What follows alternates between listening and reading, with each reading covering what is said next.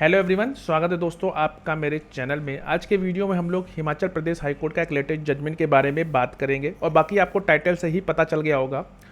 जहां जो पति ने पत्नी को जो उसके ऊपर जो मेंटेनेंस का केस था, जिसको हर महीने 1,000 रुपये का जो भुगतान करने का आदेश दिया गया था, वो नहीं कर रहा था। जहां पत्नी ने उस आदेश के खिलाफ चुनौती दी और उसके खिलाफ जो वारंट है, कुर्की का वारंट, वो इशू हो गया। उसी से रिलेटेड यह एक इम्पॉर्टेंट जजमेंट है। और जब पति मेंटेनेंस नहीं देता है तो क्या उसके खिलाफ वारंट जारी हो सकता है या उसकी जो संपत्ति है वो कुर्की की जा सकती है। इसी से रिलेटेड यह आज का वीडियो है।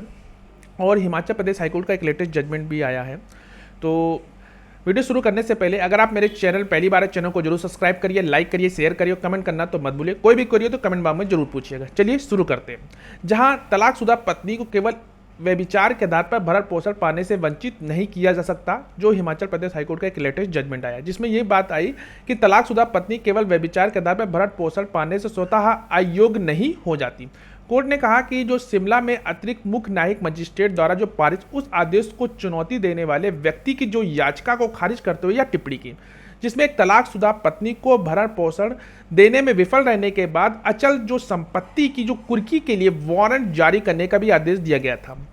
आइए जानते हैं ये पूरा मामला क्या है। मामला यह है कि व्यभिचार यानी कि कथित रूप से पत्नी द्वारा किया गया, जिसमें इसके आधार पर फरवरी 2007 में पति के पक्ष में तलाक का एक आदेश दिया गया। जनवरी 2009 में शिमला में शिमला की जो कोर्ट ने अतिरिक्त भरण पोषण का आदेश जारी किया गया, जिसमें पति को अपनी पूर्व पत्नी को प्रति माह 1,000 रुपये का भुगतान करने का भी निर्देश दिया गया। पति ने इस आदेश को चुनौती दी, लेकिन शिमला के जिला जज ने दिसंबर 2013 में उसकी जो पूर्ण विचार याचिका को खारिज कर दी। भरण पोषण के आदेश को लागू करने के लिए पति ने सीआरपीसी की धारा 128 के तहत एक आवेदन दायर किया गया।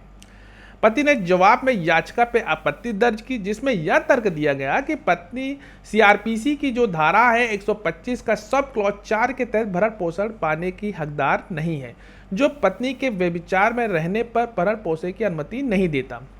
पति ने यह भी दावा किया कि परित्याग और क्रूरता और व्यभिचार के आधार पर उसके पक्ष में तलाक का आदेश दिया गया, इसलिए उसे निष्पादित याचिका को खारिज करने की भी प्रार्थना की गई। अपने बचाव में पत्नी ने जवाब में दिया कि उसे मई 2008 में ही तलाक के बारे में पता चला। उसने तलाक आदेश रद्द करने के लिए एक आवेदन भी दायर किया, लेकिन अपनी जान को खतरे के कारणों से आगे नहीं बढ़ सकी। इसके अलावा उसने व्यभिचार में रहने का स्पष्ट रूप से इनकार किया कि अदालत से पति की जो आपत्तियां को खारिज करने की भी प्रार्थना की। जो ट्रायल कोर्ट ने पत्नी के पक्ष में एक फैसला सुनाया, जिसमें यह कहा गया कि तलाक के आदेश के बावजूद अंतरिम भरण पोषण का जो आदेश हुआ एक वैध यानी कि वैलिड है। कोर्ट ने इस बात पे भी जोर दिया कि जब तक आदेश में बदलाव नहीं किया जाता या उसे रद्द नहीं किया जाता, तब तक इसे निष्पादित करना अनिवार्य है। नतीजन पति को अचल संपत्ति के लिए कुर्की का एक वारंट जारी किया गया।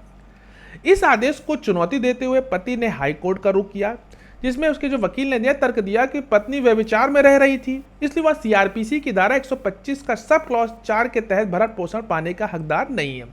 दूसरी ओर पत्नी के जो वकील की तरफ से यह तर्क दिया कि व्यभिचार के आधार पर तलाक का आदेश पत्नी को अपने पति से भरण पोषण दावा करने से वंचित नहीं करेगा और धारा 125 का सब क्लॉज 4 उन पत्नियों पर लागू होती है जो अभी भी अपने पतियों से विवाहित है और उन पत्नियों पर लागू नहीं होती जिन्होंने तलाक ले लिया है।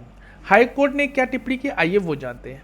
हाईकोर्ट ने यह कहा, न्यायालय ने शुरू में रोहतास सिंह बनाम रामेंद्री सुप्रीम कोर्ट का निर्णय का भी हवाला दिया, जिसमें यह माना गया कि यदि पत्नी व्यभिचार में रह रही है तो अपने पति के साथ रहने से इनकार कर रही है या आपसी सहमति से अलग रह रही है, तो वह अपने पति से भरण पोषण पाने की हकदार नहीं होगी। यह शर्त केवल एक वैवाहिक संबंध जारी रहने तक ही लागू होती है, तलाक के बाद नहीं। हाईकोर्ट ने यह भी उल्लेख किया कि जो सुप्रीम कोर्ट के स्वप्न कुमार बनर्जी बनाम पश्चिम बंगाल राज्य, जो कि 2019 में इस निर्णय का अनुसरण किया गया, जिसमें यह माना गया कि तलाकशुदा जो महिला उस व्यक्ति से भरण पोषण का जो दावा करने में हकदार है जिसने वह पहले से विवाहित थी। स्वप्न कुमार के मामले में सुप्रीम कोर्ट ने विशेष रूप से माना कि भले ही पत्नी द्वारा परित्याग के आधार पर तलाक दिया गया हो, यह पत्नी को भरण पोषण से इनकार करने का आधार नहीं हो सकता। हाईकोर्ट ने पति के वकील की इस दलील को खारिज की और तलाकशुदा पत्नी अगर व्यभिचार में रही तो उसे भरण पोषण का हक अधिकार नहीं। यह निर्णय इस सिद्धांत को रेखांकित करता है कि भरण पोषण का अधिकार तलाक के बाद पत्नी के निजी जीवन के बारे में नैतिक निर्णयों के बजाय एक वित्तीय सहायता आवश्यकता पर आधारित होती है। इसके परिणामस्वरूप पति की जो याचिका है उसको हिमाचल प्रदेश हाई कोर्ट ने क्या हुआ, खारिज कर दिया।